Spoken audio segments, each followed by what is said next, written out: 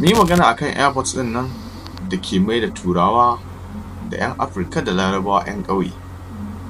Ina nufin Hamad International Airport da ke babban birnin Doha na ƙasar Qatar. Wannan airport ne wanda aka kashe mishi zunzurutun kuɗi wajen gina shi.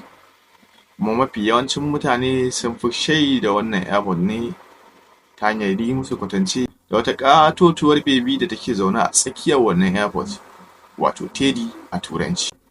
Wannan airport ya ci sunansa kuma ya kai ya zama airport ɗin da ya fi kowane airport kyau a duniya, domin ɗauke ke da abubuwan ban mamaki wanda duk wayewar mutum da yawansa idan ya zo nan, to lallai zai fahimci cewa duniya tana da faɗi.